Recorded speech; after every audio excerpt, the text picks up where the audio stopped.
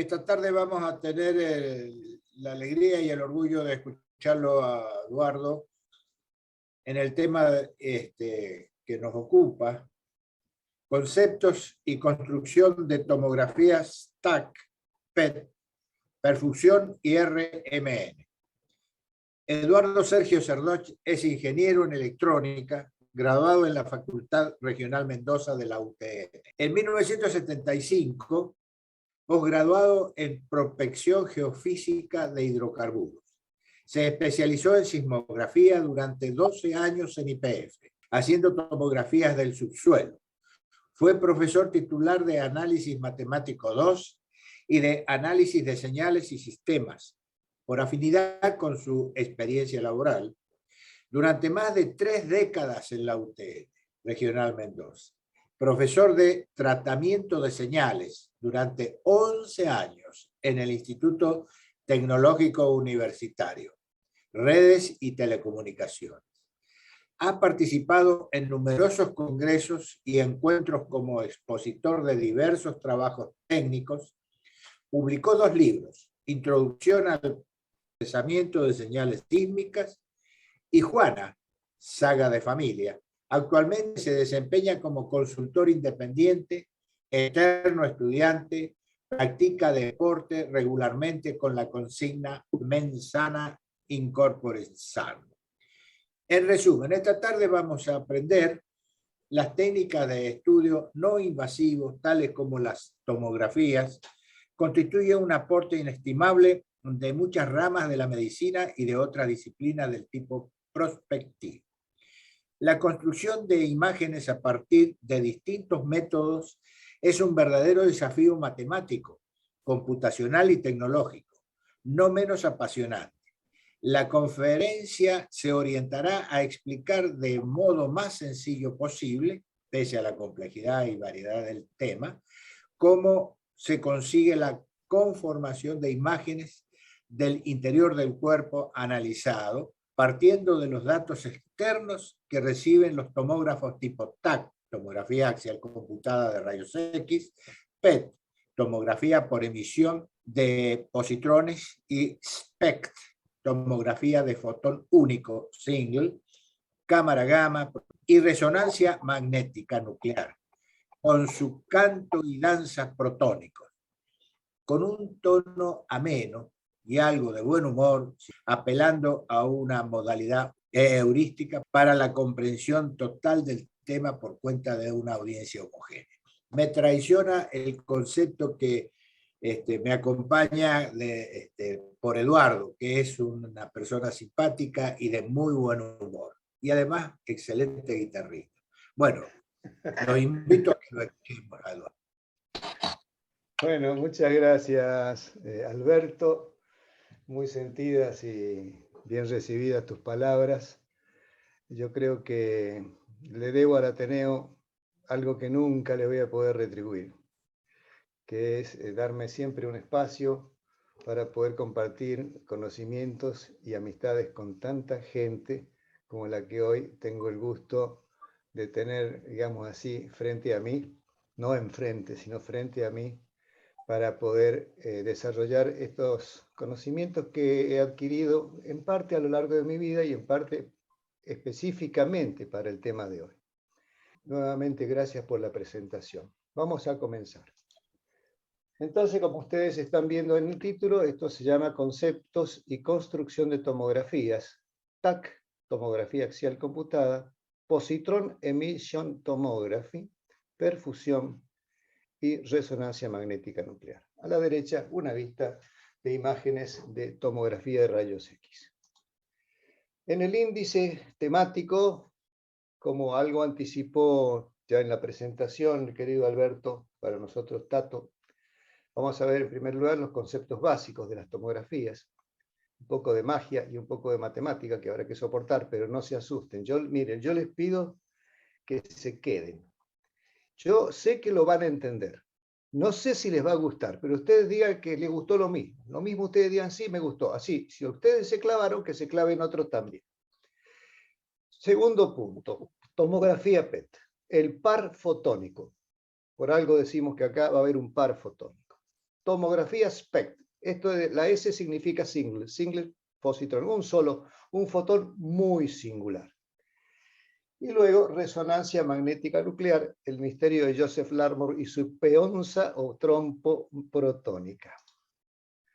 Bien, el índice ampliado dice, conceptos básicos de tomografía axial computada, la galera del vago y 2 pizcas de matemáticas, porque es un poquito más que una pizca. Le vamos a agradecer la contribución a Johann Carl August Radon y a Jean-Baptiste Fourier. La tomografía PET, los hermanos Photon, o Batman y Robin, como lo ven ahí, porque vamos a trabajar por pareja ahí. En la tomografía de fotón único vamos a convocar a Peter Photon, o el llanero solitario. Y en resonancia magnética nuclear vamos a ver la danza con precesión, canto protónico, resonancia y ecos. Invitamos a Magneto, el personaje de X-Men, mago que secciona a su ayudante, pero el ayudante aparece ileso. Es decir, vamos a invadirlo al paciente, pero no lo vamos a dañar. Comenzamos. Toda vez que se explora un objeto o ambiente desconocido tomando datos emitidos por él mismo o provocados sobre él por una perturbación externa, se hace necesaria la llamada inversión del dato. De ahí entonces que estamos titulando esto como teoría de inversión. Esto consiste en inferir los parámetros propios del objeto sin invadirlo, desde la observación de lo emitido, reflejado, refractado por dicho cuerpo bajo análisis. Entonces, así están actuando los métodos de magnetometría, gravimetría, sismografía y los que vamos a tratar hoy. Como ilustración, ustedes ven ahí un corte del interior de la Tierra y nadie lo hizo físicamente, obvio que no, pero sí conocemos cómo está constituido y cada vez se ratifica más esa configuración. ¿Cómo se hizo? Bueno, se hizo justamente a partir de los movimientos telúricos de importancia, terremotos de magnitud alta, y que atraviesan todo el globo, y entonces en la registración de los efectos, en las antípodas, en todos los otros lugares donde se percibe, se puede inferir el estado y configuración del interior de la Tierra. Entonces, ¿qué estamos diciendo con esto? A ver, vamos a producir una perturbación no destructiva sobre una caja negra cuyo interior desconocemos.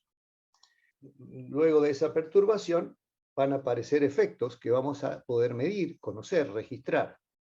Y entre las dos cosas, con los datos de impulsos o perturbaciones y los efectos, vamos a poder inferir, luego de un procesamiento de datos adecuado, ¿qué es lo que había dentro? En este caso era la caja de un niño que tenía juguetes, libros, una guitarra. En fin.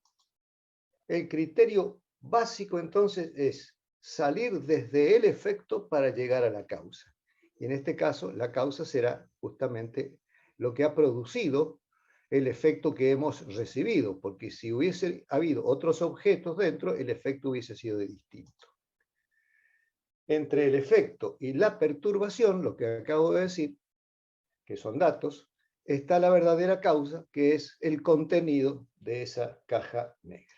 Por lo tanto, que quede claro el concepto, vamos a ir desde lo que observamos en la periferia para inferir lo que tiene en el interior. Entonces, justamente para hablar de eso, les voy a presentar un problema. Estamos en problemas, porque nos han dicho que detrás de esta lámina roja hay una multitud de números, una matriz de números. Por lo menos ahí creo que son como 600 números aquí adentro. Les prometo, después se los voy a mostrar. En la columna, en las columnas y en las filas, tenemos los datos periféricos, vale decir, en este caso son los promedios de los números que tenemos en este interior, tanto por filas como por columnas. Todos estos datos son verdaderos. Pero ¿cómo podemos llegar a saber qué números son los que están dentro de esta matriz y que están dando todos estos promedios? Bueno, tamaño problema. Evidentemente tenemos más incógnitas, como 600, cuando en realidad en estas columnas y filas periféricas, los bordes, tenemos apenas 49 resultados.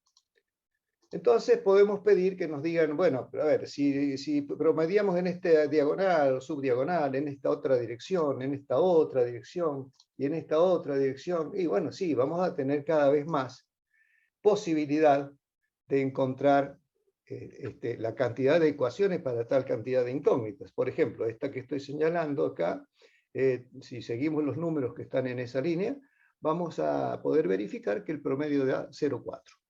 Pero imagínense que tenemos que contar con una buena cantidad de proyecciones. Y esta va a ser la naturaleza del problema. Aún así, antes de conocer el resultado, digamos, el interior de esta matriz de números, estamos mirando acá que hay valores, supongamos que nos interesan los valores que son mayores que el número 2, mayores a 2. Y vemos que en esta parte que está señalada, acá con esta línea celeste, hay valores mayores que 2, excepto este, pero hay valores que son preponderantes con respecto a los adyacentes. Lo mismo acá abajo. Y también por aquí, acá vemos otra zona donde hay valores altos. Entonces podríamos pensar, sospechar que en la intersección de esta franja con esta otra, y de esta franja con esta otra, hay valores mayores que en los sitios aledaños. Eso es una buena presunción. Y bueno, efectivamente, si nosotros pintamos, es así, esta zona, vemos que en los resultados, una vez que hubiéramos resuelto el problema, efectivamente tenemos valores altos. Y también en la otra zona de intersección de las franjas. Ah, bien, nuestra sospecha se está confirmando, pero fíjense qué insuficiente que es trabajar así. La verdad de todo esto es la siguiente. Esa es la zona donde hemos contorneado los valores mayores de 2. Y también en la otra parte surge algo bastante distinto a nuestra sospecha. Y si estamos investigando la dolencia de algún paciente, este asunto de sospechar, presumir, sin hacer los estudios con mayor puntería, agilidad y precisión, es algo riesgoso y puede conducirnos a resultados desastrosos. Muy bien, ¿qué empezamos a ver ahora? Nosotros, históricamente hablando, Newton, que nació en 1642, murió en marzo de 1727, se dio cuenta de que un haz de luz blanca que ingresa por la izquierda se descompone en el prisma, famoso prisma de Newton, en sus componentes de color. Y en cada color tenemos una intensidad diferente. Pero él murió 41 años antes de que apareciera Fourier. Fourier nació en 1768, cuando él ya había muerto, Newton ya había muerto en el 27. Y Fourier dijo, bueno, yo tengo una señal, supongamos una función que varía en el tiempo. Yo les aseguro, después de lo que estudió Fourier, que esa señal se podía interpretar o configurar mediante la sumatoria de sinusoides con distinto grado de amplitud y con distinta frecuencia, como se ve en el espacio de la derecha. El tercer eje lo he dejado, es el tiempo, para enseguida. ¿Cómo es eso? A ver, repitamos, sí, dice que este dibujito que tengo aquí, que es alguna magnitud que está variando en el tiempo, que se llama f de t, en función del tiempo, se puede obtener o se puede descomponer, según como uno quiera ir, si quiere obtenerla o quiere analizarla, sumando sinusoides o cosinusoides de distinta amplitud y frecuencia. Por ejemplo, eso ahí, en cada una de estas barras, dispuestas en el eje del tiempo, vamos a poder, una vez enfrentadas correctamente con su posición relativa de fases, una vez apiladas, vamos a suponer de derecha a izquierda, tienen que dar como resultado la gráfica que se ve acá. ¿Y cómo hizo este hombre? Bueno, hizo esta cosa que está acá, y yo les voy a poner que esta fórmula es una cucharadita de tormento que estoy agregándole para beneplácito de todos ustedes. Bueno, esta famosa ecuación, esta identidad, en definitiva, es la famosa transformada de Fourier. Únicamente quiero destacar que en este planteo, donde vemos una letra al lado de esta T, de esta D, la T desaparece, y aparece la otra variable que está en juego, que es omega. Eso parece un poco misterioso, pero matemáticamente tiene todo el sentido. Y es importante decir que las variables omega y t, en este caso, o cualesquiera fueran el par de variables que ponemos en este exponente, deben tener magnitudes recíprocas. Es decir, el tiempo está en segundos y la frecuencia está en radianes sobre segundo o en segundo a la -1. Y por lo tanto el producto queda sin dimensión, que es lo que corresponde para el caso de estos exponenciales. Y por otra parte, si fuese, en lugar del tiempo, fuese la longitud, en metros, la variable dual correspondiente, como hacemos omega y t, bueno, x y k, tiene que estar en metro a la -1. Eso es todo lo que tenemos que saber por ahora para entender qué cosa es esta. Muy bien, entonces, para que no sea tan monótono, vamos a traer a colación una transformación muy conocida. Acá está la galerita del mago, que en el índice ya empezaba a insinuarse, y vamos a poner un pañuelito cuyo nombre es f de x y, una función de x y de y. Nada más, pero se llama así. Para ponerle pañuelo le vamos a poner f de x y. Este va a ingresar a la galera. ¿Y el mago qué va a sacar de la galera? Y no va a sacar un pañuelo, que no tendría gracia, no merecería ningún aplauso. Lo que va a hacer es salir a sacar un conejo. Y claro, dice uno, entonces si hubiese puesto en vez de un pañuelo, hubiese puesto otra cosa, habría salido un conejo. Y no, seguro que si puso un pañuelo y salió un conejo, si pone un naipe va a salir, no sé, una palomita. Bueno, pero esto en realidad es lo que sucede. Quiero decir con esto que depende qué cosa ingresemos, es lo que vamos a obtener. Pero la relación entre estas dos nos va a dar a nosotros el problema resuelto de poder desconfigurar todo aquello que estaba dentro de la lámina roja y poder decir, estos son los números que están adentro. Porque tenemos que conocer las dos situaciones. Y la situación es perfectamente reversible.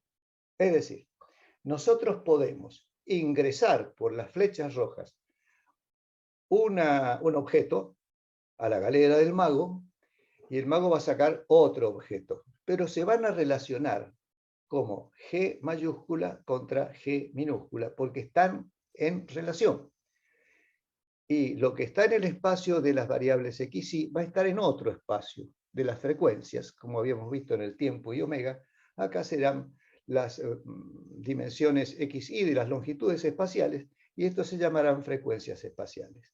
Después lo vamos a desmenuzar un poco todo esto. Dentro de la galera están todas las variables en juego, y el mago lo que hace es obedecer. Nosotros le vamos a decir, en este caso al mago, que haga desaparecer la X y que haga desaparecer la Y. Como en la galera están las 4, ¿qué vamos a ingresar? Bueno, le vamos a ingresar la famosa G. Sería en este caso el naipe. Pero como el mago tiene la orden de hacer desaparecer X e Y, lo único que va a sobrevivir al final de esta coctelera matemática, que es la transformada bidimensional de Fourier, nada más y nada menos, se llama así, sencillamente, lo que va a salir es justamente una función de las restantes variables k sub x y k sub y. Este es el problema directo. Este le vamos a llamar problema directo. Nuestro problema va a ser el opuesto a este. Va a ser el opuesto. Es decir, vamos a tomar el conejo, lo vamos a poner en la galera y tiene que salir el pañuelo, que es nuestra incógnita. Entonces, ahora cambiamos un poquito, es la misma naturaleza matemática, la misma expresión prácticamente, pero acá tenemos la orden. Señor mago, haga desaparecer k sub x. Señor mago, haga desaparecer k sub y. Le vamos a dar entonces una función de k sub x y k sub y. Y van a salir de la escena estas dos y estas dos que están acá, por lo tanto, el resultado va a estar en XY y va a ser el pañuelo. Nuestro problema inverso va a ser justamente el que vamos a abordar en casi todos los pasos de nuestra charla de hoy, que no va a tener mucho más matemática que esto que acabo de mostrarle. Así que yo creo que no se debe haber levantado nadie todavía por temor a la matemática, porque también es cierto que el que teme la matemática o el que piensa que la matemática es difícil es porque no ha entendido qué difícil que es la vida. Y en eso creo que no va a haber mucha discusión. Bien, una vez resuelto el problema inverso, habremos conseguido nuestro objetivo. Fíjense, es decir, nosotros habríamos partido de los promedios que veíamos en los bordes y si logramos revertir la cosa y conseguir los números que están en el interior de esa matriz numérica, habremos llegado a la solución. ¿Se entiende? Sí. Bueno, gracias. Sí, Gracias sí. por el Sí, feedback. se entiende bien. Bueno, chicos, aquí estamos. El tomógrafo de rayos X. ¿Qué hace? Él manda un haz delgado, pero como si fuese un abanico en horizontal que atraviesa al paciente y se lleva puesta como una especie de sombra de lo que acaba de atravesar y lo detectamos aquí. Entonces, claro, es como tener los datos del promedio, pero no sabemos cómo está constituido. Esa fue la idea que introdujimos.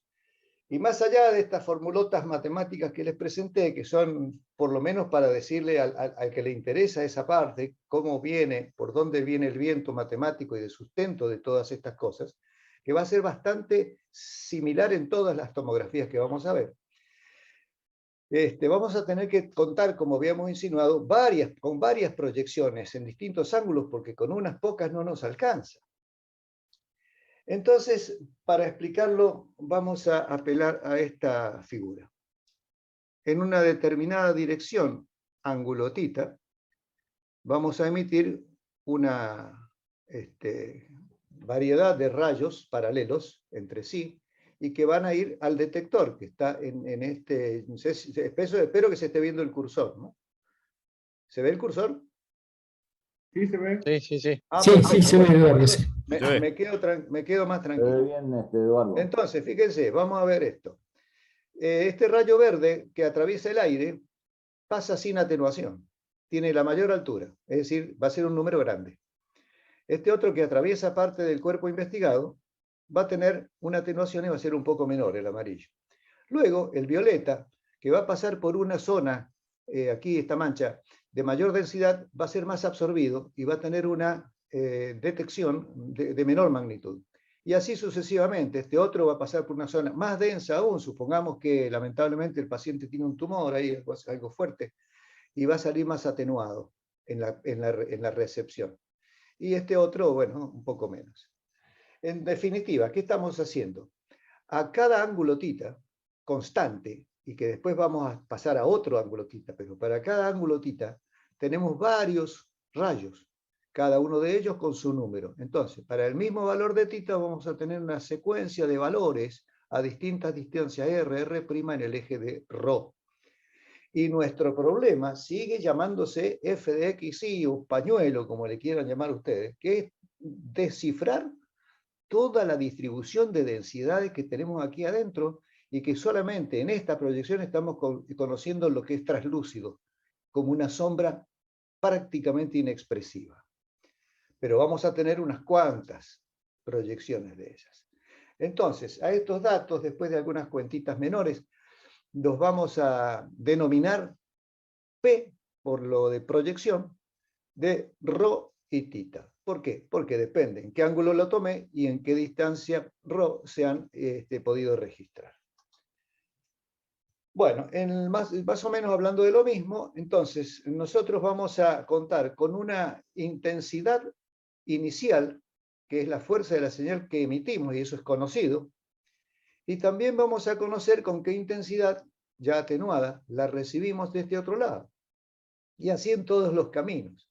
Entonces, cuando el rayo atraviese zonas de mayor o menor densidad, será, y la intensidad recibida será más fuerte o más débil. Y ahí va a estar el dato que para nosotros va a ser importante.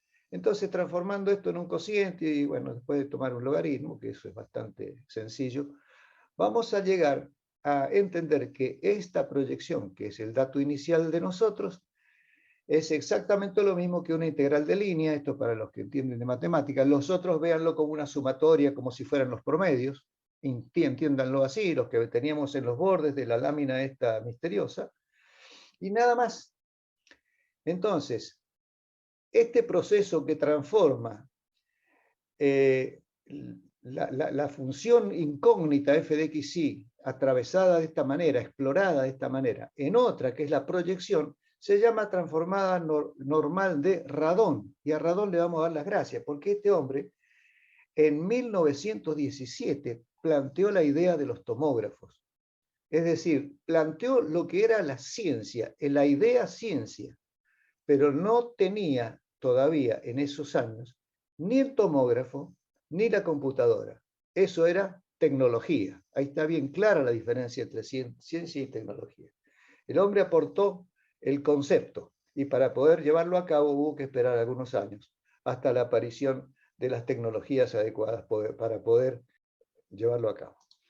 Bien, acá está el amigo Johann Carl August Radon, nacido en la República Checa, en la actual República Checa, en 1887 y fallecido en 1956.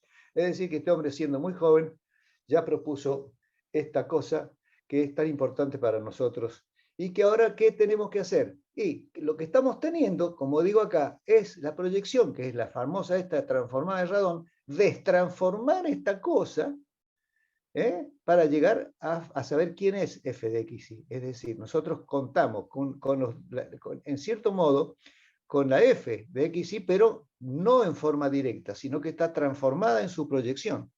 Y registramos esa proyección y tenemos que desenvolver el carretel partiendo de la proyección para poder llegar al interior que ha atravesado esa cantidad de rayos.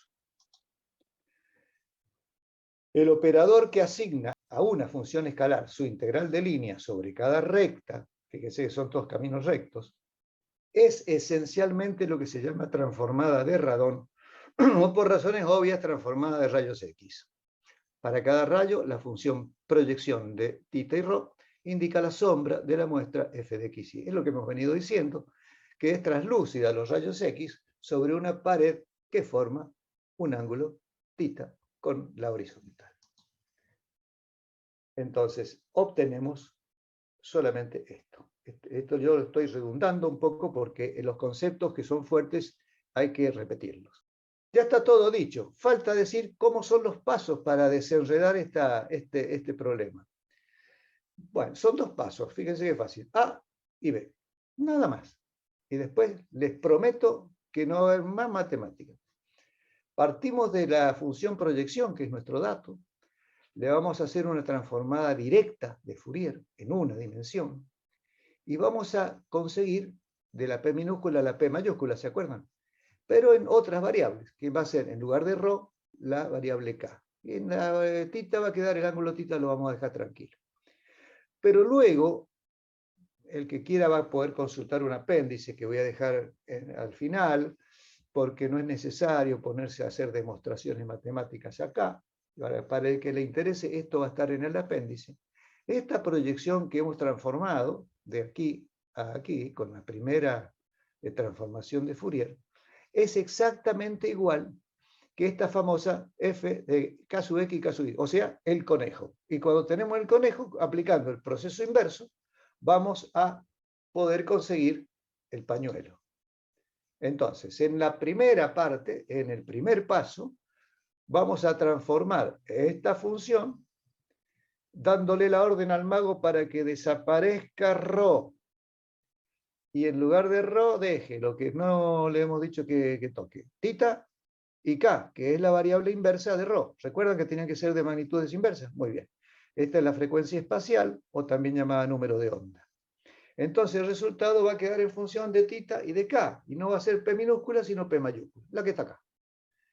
Y por razones que se dan en el apunte, la podemos tomar como que estamos a un paso de destransformar esta segunda función, que es la misma que esta, con una transformada bidimensional, porque tenemos dos variables y tenemos que llegar también a otras dos variables, que son las variables duales.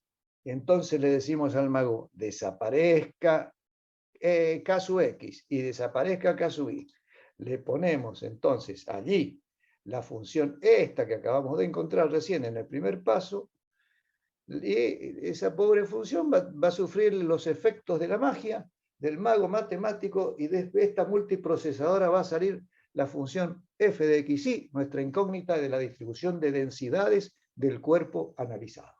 Eso es todo. Esta metodología de inversión se conoce como teorema de la rebanada de Fourier. Si algo le sugiere la palabra rebanada, asociándola con el término tomo o sección, es correcta. Listo, no hay más matemáticas.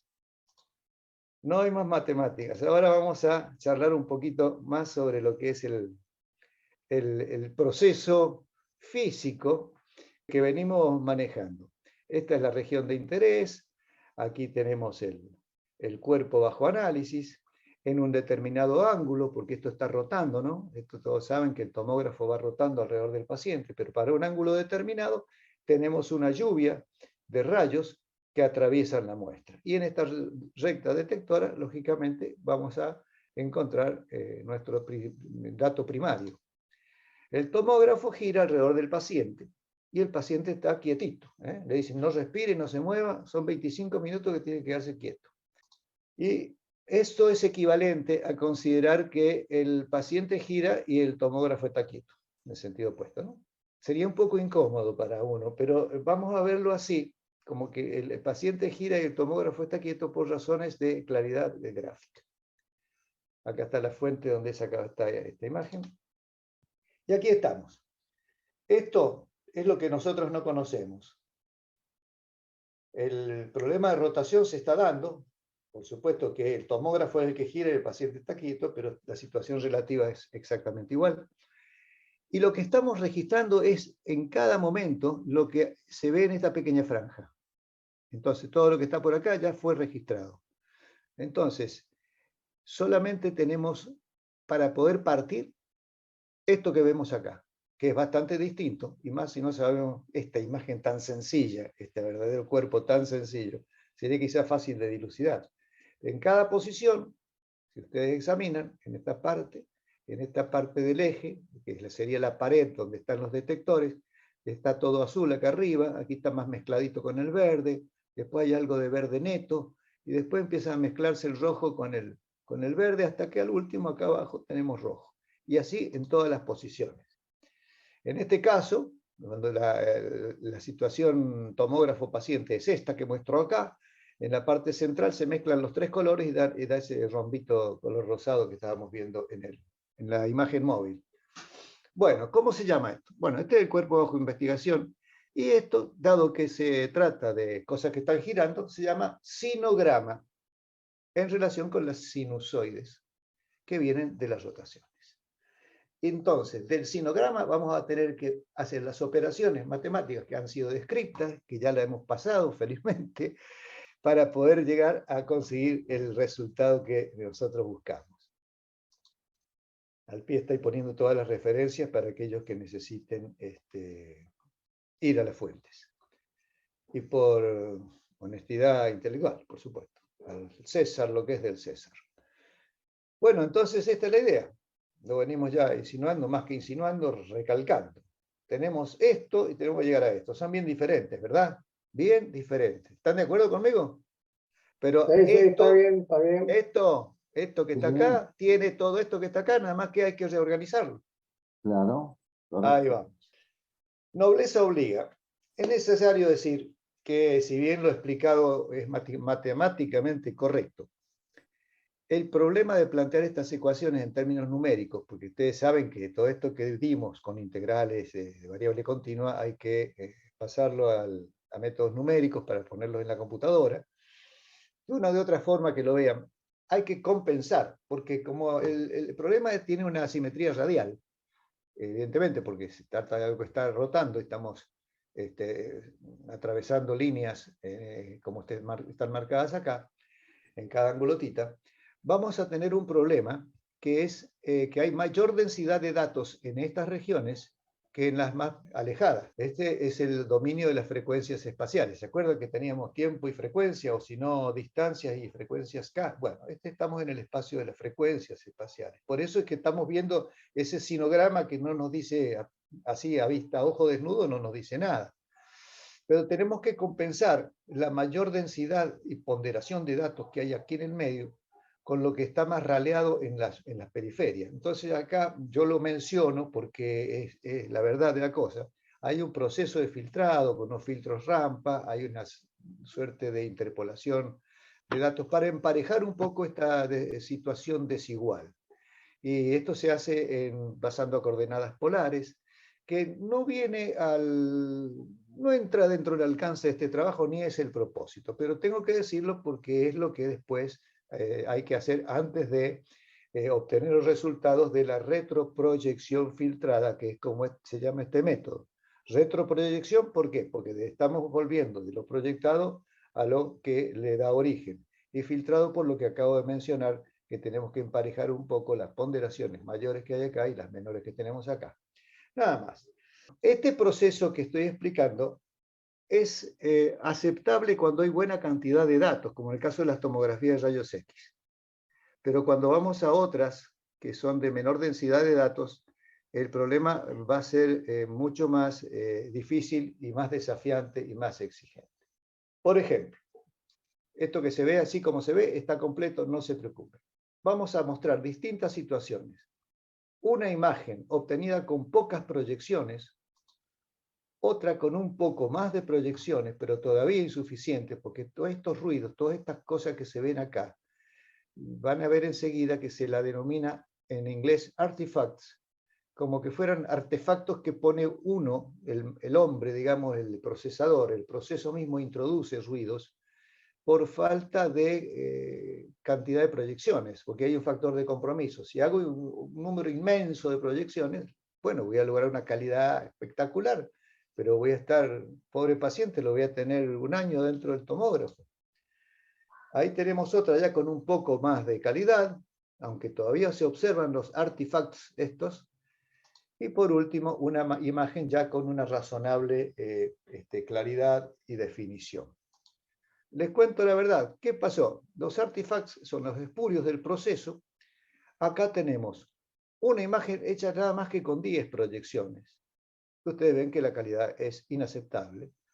Con 50 mejora, con 100 mejora un poco más, y con 250, para este ejemplo, es buena. Podemos decir, no será lo de lo mejor, pero ya sirve a los efectos de un diagnóstico para el facultativo. Y acá muestro como ejemplo algunos resultados.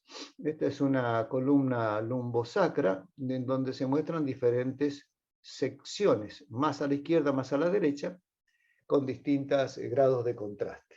Y ya se pueden observar aquí y aquí algunas protrusiones. Bueno, yo no estoy metiéndome ya en temas que no son mi objetivo, porque no soy médico, pero quiero que ustedes observen que acá las partes con irregularidades tienen son fácilmente detectables por la calidad del proceso. Esto se debe al señor Sir Godfrey Hounsfield, que impuso todo esto y llevó a cabo las ideas de radón recién para ponerlas en funcionamiento masivo en el año 1972. Un par de ejemplos más. Y ahora, si quieren, hacemos una pausa y estoy abierto a que me hagan alguna pregunta, si quedó algo oscuro o alguna sugerencia de mejora. Sí, Tanto, perdón, yo sí puedo opinar algo. sí. Eduardo, esto mismo también nos puedes explicar, porque son los mismos atributos que se utilizan en sísmica. Sí, lo he trabajado justamente en IPF. Durante 12 años yo aprendí las secciones sismográficas, si bien Sismológicas. no aplica directamente la transformada de radón, sino que hace otro tipo de procesos, pero el objetivo es el mismo, es perturbar con un impacto o con un vibrador la superficie del terreno y recoger las reflexiones que se producen en las interfaces de los estratos. Con esa postura, estamos en la misma que al principio. Ponemos una fuente de perturbación, vemos los efectos y con esos elementos inferimos el resultado y vemos la sección sismográfica en ese caso, que es una tomografía sísmica, como bien estás acotando, Rigoberto. Gracias. Eduardo, perdón, ya que abrí espacio para preguntas, ¿los rayos que se envían son siempre rayos X o hay algún otro tipo de emisión que se puede hacer? Yo no desconozco, por eso es la pregunta. Vas a tener que tener paciencia. En este caso hemos hablado Ok. solamente de las tomografías axiales computadas de rayos X. Después vienen las otras que tienen otras fuentes Ok. que no son rayos X. Justamente. Eduardo, He hecho la pausa precisamente para ir cambiando el tipo de emisión. Sí, adelante. Eduardo, estaba pensando, casualmente, bueno, siguiendo con los ejemplos, la misma aplicación se hace para determinar con una tomografía eléctrica Sí. el avance de una pluma contaminante, por ejemplo, para saber cuánto ha avanzado y la dispersión y forma que toma una pluma contaminante en el caso de que haya la investigación en profundidad debajo de un tanque, por ejemplo. Hasta dónde una pérdida que tuviera un tanque de combustible o petróleo ha avanzado en el terreno. Sí, Que sí, luego hay se una termina de multitud. confirmar con unas pequeñas perforaciones en distintos puntos, ¿no? Para Claro. ajustar profundidad y espesor. Sí, sí, es que bueno, es que el principio es aplicable a todos los problemas que tengan este tipo de configuración. Es decir, tenemos algo que está cubierto, pero si podemos verle la entrada y la salida, por decirlo de alguna manera, o sea, perturbación y ver qué efectos, pues cómo se distorsiona o se deforma esa perturbación inicial y se transforma en otra cosa, no va a ser cualquier cosa esa otra cosa, porque lo que tenemos en el medio es algo que no es lo mismo que si lo ponemos otro objeto en el medio. La respuesta va a ser diferente, aunque mantengamos la perturbación. Si vamos cambiando el medio que ponemos entre estas dos partes, obviamente los efectos van a cambiar. Y si tenemos un efecto contra una causa y tenemos otro efecto para la misma causa, es porque cambió el medio que ha sido atravesado. O sea que esto tiene aplicabilidad no solamente en temas médicos, sino que también, como bien acotaba Rigoberto, y como se dijo por ahí al principio, creo que cuando mostré la imagen del corte de la Tierra, se aplica en sismografía, en geología, en un montón de cosas que presentan la misma problemática, ¿no? Claro. Es decir, ¿Alguien más? determinar una zona difusa, digamos, ¿no? De una densidad distinta al resto de lo que yo estoy investigando, digamos, ¿no? Bueno, lo difuso puede ser y no ser. Yo creo que esto tiene que lograrse con la nitidez razonable y útil para el objetivo del estudio. Eduardo, perdón, yo te preguntaba si, digamos, había otros rayos además del X, porque imagino, digamos, es muy interesante lo que estás contando, cómo uno desde afuera puede inferir lo que está pasando adentro. Pero lo que nosotros estamos viendo en esas imágenes finales, ¿no es cierto?, en negro y blanco, con distintos grises, son densidades de materiales, ¿así? O sea, en este caso sí, en este caso sí, es así, o sea, y en muchos casos también se da eso, aunque las aplicaciones de la resonancia magnética no solamente están para esto, sino también para espectrografía, como vamos a ver más adelante. Pero en definitiva, ¿a qué le llamamos densidad? Y bueno, en algún caso será la densidad de un tejido, pero en otro caso puede ser una cantidad una mezcla de distintas sustancias, y no serán a lo mejor exactamente densidades, pero en definitiva, todos los cambios que haya en el interior van a dar líneas, se van a dar líneas de contraste o formas que son las que queremos saber. Así que por el momento hablamos en términos más bien genéricos, con un concepto amplio de la densidad. No es solamente la densidad en gramos por centímetros cúbicos, a eso me quiero referir. No. Es la magnitud que se trata de investigar con las perturbaciones de la misma naturaleza, entonces podemos llegar al resultado. En el caso de la sismografía, y contestando tu primera pregunta, Victorio, en lugar de rayos X estamos mandando rayos sísmicos, perturbaciones de movimiento, de ondas sísmicas. Pero el efecto es el mismo, o sea, el problema es el mismo. Eso es lo que tiene la matemática, que la matemática en la fórmula no sabe de qué se trata el problema. y qué significa para cada uno de nosotros las letras que usamos como variable. El problema está en la mente humana en plantear esas formulaciones que sean consistentes con el hecho físico. Es decir, lo que cambiamos es, digamos, la fuente perturbadora, ¿no? Puede que cambie la fuente o no.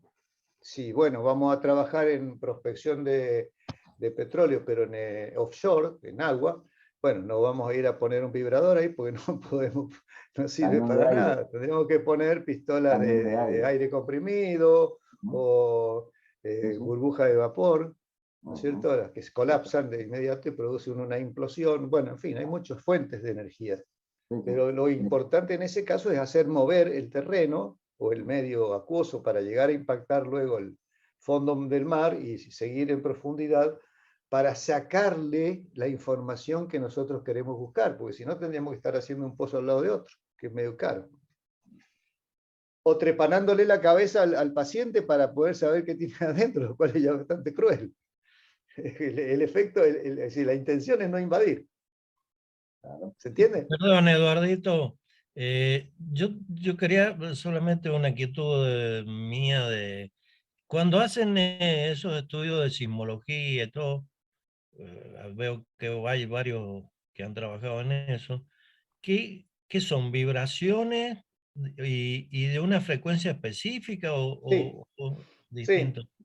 Sí, bueno, hay dos formas. Bueno, una ya está en desuso, salvo en lugares muy, muy inaccesibles, que es la explosión, se hacía un explosivo. Pero bueno, por razones obvias, el explosivo se ha dejado de lado. Y lo que vos estás preguntando, sí, efectivamente, son 4 vibradores de 40 toneladas cada uno, que apoyan una placa en el terreno, y vibran todos en fase, haciendo un barrido de frecuencia, de forma lineal, una señal chirp, que generalmente parte de 12 Hz a 60, generalmente toma 2 octavas, 12, 24, 48, 15, 30, 60 Hz, y inyectan esa larga señal en el terreno y luego se la recibe y por correlación matemática se detectan dónde están los ecos de reflexión. ¿Las recibe el mismo generador? No, la recibe el sismógrafo. Otro detector. Los vibradores o los pozos de explosivos están situados en un lugar y el sismógrafo está ubicado más adelante y también más atrás, dependiendo cómo se registre, si en forma simétrica o en forma asimétrica. Esos son detalles, pero están separadas. La fuente y la detección están separadas. Luego en el proceso se hacen conversiones como para hacer de cuenta que estuvieron juntas, pero eso ya no viene al caso. El tema es que nosotros tenemos siempre, en todos los casos que estamos comentando ahora en este intercambio, un medio, ¿sí?, por el cual atraviesa nuestra perturbación y recibimos el efecto. Y al medio no lo rompemos, al medio no ingresamos. ¿Continuamos? Bueno, vamos a ver ahora otra clase de tomografía, la de Positron Emission Tomography, como se lee ahí, PET abreviadamente. Este escáner ahora ya no va a ser una perturbación externa. Vamos a usar al mismo paciente como emisor. ¿Y cómo vamos a lograr eso? Bueno, al paciente se le inyecta una especie de glucosa tratada con el flúor 18. Este es el compuesto más común, no es el único, pero es el más común.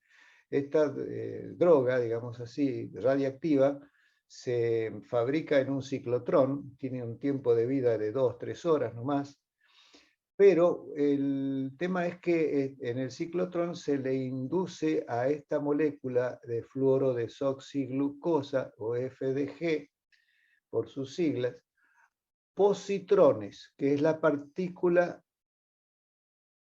opuesta al electrón, o antipartícula. Entonces los centros nerviosos con mayor actividad metabolizan más glucosa que otros de menor actividad.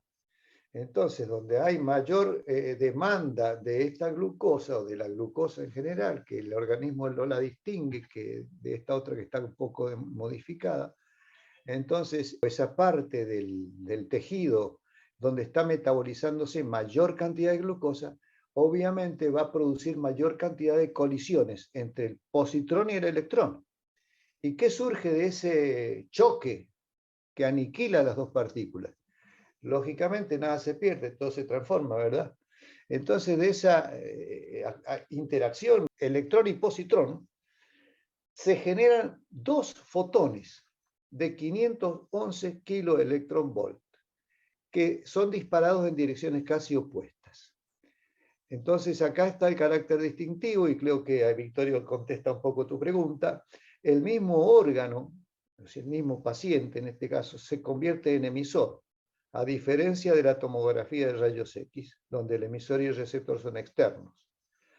Esta lluvia de pares de fotones se captura en receptores con diferente intensidad, debido a que hay partes del organismo que están generando más y menos fotones. Pero lo interesante acá y lo muy importante es que van de a pares, ¿eh? Son 2 fotones por cada choque. Entonces es muy importante que quede detectado el par. Por eso hablamos de este singular par que conocemos todos y que hemos convocado también como invitados especiales a la charla de hoy. Es decir, que si falta Robin, no puede estar Batman. Y aparte puede pasar que haya algún otro, en alguna otra colisión, rebote por otro lado y se pueda llegar a confundir. Entonces tenemos a Batman con Superman y no va. Tiene que ser Batman con Robin. No puede ser de otra manera. Y eso se salva mediante una ventana de nanosegundos que se abre y se cierra para no confundir ni dar tiempo a que venga otra espuria y que se pueda confundir el par. ¿Por qué es importante eso? Es muy importante porque si no sabemos exactamente qué es ese par que se originó en forma conjunta en el punto donde ocurrió la colisión o en sus inmediaciones, acá hay 2 milímetros casi siempre, como máximo, no podríamos nunca localizar desde dónde provino esa situación, esa emisión. Entonces ya estaríamos en problemas. Entonces, el radioisótopo más usado decimos que es, como habíamos anticipado, el fluoro desoxiglucosa, que se incorpora a la célula en proporción a su demanda de glucosa. Bueno, lo demás lo pueden seguir leyendo ustedes, pero quiero destacar que el uso de este tipo de tomografía es muchísimo más adecuado para cuando uno está investigando cuánta actividad metabólica hay en un órgano. Por ejemplo, en el caso del Alzheimer, hay sectores que deberían estar trabajando con un determinado nivel de demanda de glucosa y por el problema de esa enfermedad es más débil, entonces tiene menos de lo esperado. Y ahí se estaría confirmando el problema. O inversamente, en el caso de un tumor de cáncer, donde el cáncer ustedes saben que se multiplica a gran velocidad, las células están demandando mucha actividad metabólica, mucha glucosa, y por lo tanto va a haber una cantidad de emisión de fotones mucho mayor, y ahí van a aparecer zonas brillantes que van a dar más que la sospecha, la posible confirmación de un caso presuntamente sospechado. Entonces, lo que decíamos recién, teníamos la obligación de detectar verdaderamente el par, el Batman y Robin, en cada una de las direcciones que se produjo, y entonces los gemelos van a ser posibles de ser identificados como tales porque se abre una ventana de 12 nanosegundos en cada pulsito, en cada momento, para ir detectando cuentas. Aquí recibimos uno, acá otro, aquí más, aquí menos, ¿no es cierto? Es decir, cuanto mayor conteo de pares de fotones válidos, mayor será entonces la actividad metabólica de cada sector. Un poco viene siendo esa la idea, y aquí está resaltado en el texto: la detección de eventos de positrones necesita la llegada al detector de ambos fotones de 511 kiloelectronvoltios.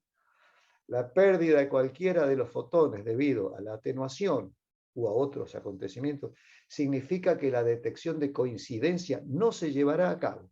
Por tanto, vemos que el número de eventos detectados dependerá de la probabilidad de que ambos fotones alcancen los detectores. Eso es un factor que puede sonar limitante, pero si no lo tenemos en cuenta, perdemos como en la guerra. Bueno, aquí vamos a ilustrar el sistema de detección. Aquí está el organismo, debido a la inyección de esa sustancia con positrones, genera rayos gamma emitiéndose en fotones. La verificación del par se realiza en esta unidad y luego se obtiene nuestro querido y ya bien mencionado sinograma, que es el punto de partida de la reconstrucción de la imagen que queremos descubrir o inferir. Es decir, que la idea sigue siendo la misma, sigue siendo la misma. Esto va rotando, vamos obteniendo un sinograma y a partir del sinograma vamos a inferir por retroproyección filtrada la constitución interna sin haber sido invasivos del objeto bajo estudio. Es muy buen método para determinar actividad metabólica, como el caso de tumores, Alzheimer y seguramente algunas otras aplicaciones más que yo ignoro por no estar en el campo de la medicina, mi especialidad. Hay dos métodos diferentes. De uno en el que hemos descrito, los métodos directos o de Fourier. Son métodos rápidos, sencillos. Tengan en cuenta que esas fórmulas tan ampulosas, una vez que se llevan a cabo en la práctica con la transformada rápida de Fourier, son casi instantáneas esas operaciones. Y los métodos iterativos o estadísticos de Maximum Likelihood Expectation Maximization. Esto es la sigla. Ya la vamos a ver escrita debido a mi bonita pronunciación del inglés. Estos métodos son mejores, pero son más lentos. Ilustramos. Este es el ciclo. Ingresamos con una imagen tentativa. Si estamos analizando un cerebro, ponemos la imagen de un cerebro que tengamos en archivo o lo que fuera.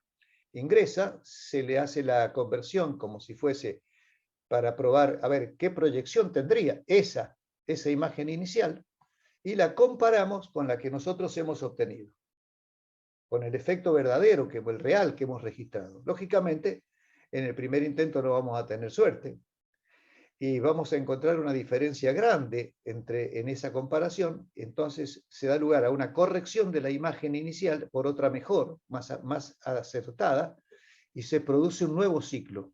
Por eso son métodos iterativos. Y se va acercando a la imagen verdadera hasta que ya no se logra una mejora adicional en la iteración y allí se detiene el proceso. Y si no detenemos el proceso, corremos el riesgo de superar el óptimo y estar introduciendo ruido de proceso en el trabajo. Este método es muy bueno, pero es lento y por tanto más caro.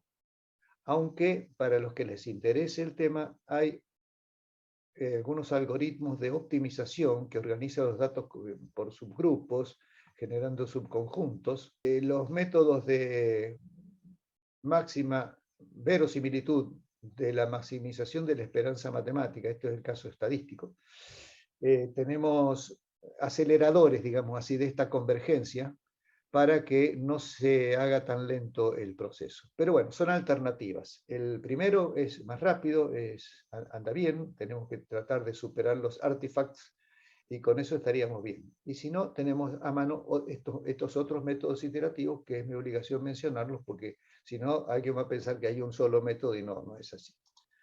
Algunos ejemplos de imágenes PET. Acá un corte sagital, más a la izquierda, más a la derecha, y aquí cortes transversales, más arriba, más abajo, en el cerebro en este caso. Y acá otros ejemplos de ese estilo. En este caso son imágenes de una persona sana.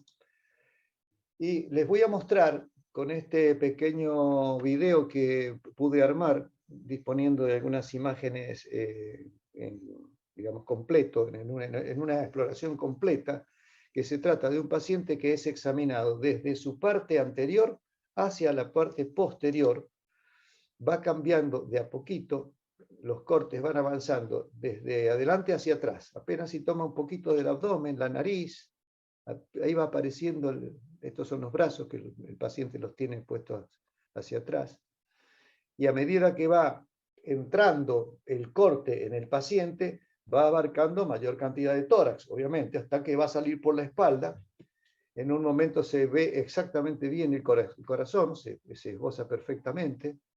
Luego ya empieza a pasar del corazón hacia atrás, todos los otros órganos también, estas partes líquidas, porque al paciente le hacen tomar líquido antes de estos estudios, estudios con positrones. Y ya va llegando hacia la espalda, empieza a notarse la columna lumbar, que es la que está más adelante, y luego la parte dorsal. Fíjense que clarito que se ve todo.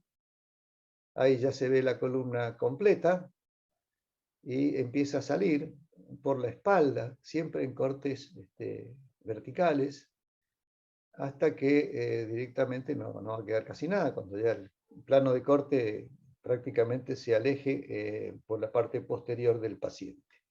Ya no queda nada de la nuca ni nada, y ahí estaríamos terminando. Muy parecida a esta que acabo de explicar es la cámara gamma o SPECT. SPECT es una sigla que significa Single Photon Emission Computed Tomography. Acá destacamos entonces la palabra único, ¿no? Un solo fotón. Por eso hemos convocado al llanero solitario. ¿Por qué ocurre esto? Bueno, porque acá no hay un choque de partículas que genera pares, nada de eso. En realidad, este otro método, que es muy aplicado para la investigación del sistema circulatorio, entre otras aplicaciones, muy aplicado para investigación de isquemias, por lo que se va a entender a continuación. Se le inyecta al paciente una sustancia radiactiva. La más común es la del tecnesio 99. Es un marcador que una vez inyectado en el paciente y medio metabolizado, se le hace ingerir algunas sustancias con bastante contenido graso, como puede ser un alfajor de chocolate, un yogur entero, y al rato, bueno, el paciente empieza a hacer una ergometría, hacer una prueba de esfuerzo, para darle al sistema circulatorio la posibilidad de mostrarse hasta dónde el marcador ingresa en los tejidos, en los órganos. Y a diferencia de la que vimos recién, de la PET, no aparecen fotones de apares, lo que acabo de decir, porque no hay colisión de antipartículas, se detecta directamente la densidad de fotones que se reciben. Porque este tecnesio empieza a emitir siempre desde donde está. Y donde no llega ese tecnesio, donde el corazón tiene, por ejemplo, una coronaria tapada, bueno, entonces en esa zona ahí va a dar una parte oscura. Mientras que en las partes que son bien irrigadas va a dar una imagen clara. Entonces es un buen marcador para el torrente sanguíneo. Y se pueden encontrar o determinar o conseguir imágenes incluso en 3 dimensiones, como vamos a ver enseguida. Así como en las PET y también en las resonancias magnéticas, que son las que me quedan por conversar, que es la que más tiempo me lleva, el cuerpo se convierte en el emisor de la señal a procesar. O sea que la de rayos X es distinta en ese sentido de todas estas otras. ¿Cómo estamos? ¿Me se entiende? Sí, Hola, sí, Houston. Eduardo, sí, se entiende bien. Hola, Houston, no estamos en problemas. Bueno, acá muestro un par de tomógrafos. Esta es la parte que gira alrededor del paciente, y en este otro, tanto este cuerpo superior como el cuerpo inferior también van rotando y están adquiriendo nuestro famoso sinograma. Esta es la que tiene el Fuessman, y esta otra la he obtenido desde este sitio. ¿Qué pasa al tener bajo estudio, por ejemplo, un corazón? Un corazón sano, bien irrigado, y con los cortes que se observan aquí a la derecha, cortes transversales, se ven estas formas bien brillantes cuando no hay obstrucciones, tanto en la prueba de esfuerzo como también en la segunda etapa de cada estudio que se hace en reposo, porque el estudio de cámara gamma se hace en una prueba en el esfuerzo un día y al día siguiente o a los 2 días en reposo. Estos cortes son de tipo sagital y otros cortes creo que es de coronal, y muestran estas especies de media luna porque, bueno, es lo que están cortando de esa manera el corazón, ¿no? No es que falte irrigación acá, sino que esta parte sale, que no hay miocardio en esta parte. Bueno, ahí tienen ustedes una aplicación. Estos estudios antiguamente no estaban a disposición y bueno, la gente quedaba a la buena de Dios. Se le detectaba una isquemia a lo mejor con un electrocardiograma y no sabíamos bien dónde estaba la obstrucción, todo eso, y bueno, de ahí en adelante se puede estar sabiendo en qué lugar está, se puede estar recurriendo a los bypass, a la colocación de stent, todo ese tipo de consecuencias, merced a estar conociendo en qué posición o en qué lugar están las obstrucciones. Hacemos otra pausa, si hay preguntas para que puedan formular, con todo gusto, los escucho. Bueno, Eduardo, yo voy a aprovechar el ofrecimiento para abusar un poco del micrófono. Mira, ahí en el caso del PET que vos describiste, ¿no es cierto? Por lo que yo entendí, lo que se intenta es detectar, por ejemplo, la actividad metabólica, ¿no es cierto? Que es la que puede liberar los fotones, Sí, digamos, los en ambos fotones, lados, ¿no es sí. cierto? Sí, Ajá. Y eso se da, claro, como base en todo, porque, por ejemplo, en el caso de tumores hay una actividad exacerbada y se va a ver mayor luminosidad allí, pero en el resto del cuerpo también la actividad metabólica se detecta, porque los dibujitos que mostraste eran parecidos, ponerle, salvando la distancia con colores y qué sé yo, los que tenías en el caso de una tomografía axial computada, donde allí estás viendo diferentes densidades y tenés todo el cuerpo completo. En el caso de los PET también, digamos, en todo el cuerpo tenés una emisión de base de la actividad normal metabólica, ¿verdad? Sí, por eso se lo codifica generalmente en una escala de grises, pero donde el caso de la cámara gamma no llega porque hay una obstrucción total de una coronaria, esa parte no va a emitir, o muy poquito con respecto a lo otro, va a ser un contraste verdaderamente grande. Sí, Así que claro, tenés eso razón. en definitiva son los contrastes los que estamos examinando, porque no podemos pretender que haya nula actividad. Siempre algún poquito, por otro lado, por irrigación colateral puede haber un poquito, pero es muy distinto a que si estuviera destapado todo el torrente sanguíneo. Adelante, Adolfo. Sí, Eduardo, antes de hacerte la pregunta, voy a tratar de explicarte cómo lo entendí. Sí. Sobre todo el tema de la colisión entre el electrón y el positrón, que decía genera dos fotones que salen en distintas direcciones. Opuestas, y que hay casi antiparalelas. Ah, sí, Sí. Ahora, eso se te refleja en un dato, en una coordenada. Bueno, si quieres, vamos a volver atrás un poquito. Ahí estamos. Ahí está. Esto se genera un par de fotones acá, pero al mismo tiempo se están generando otros.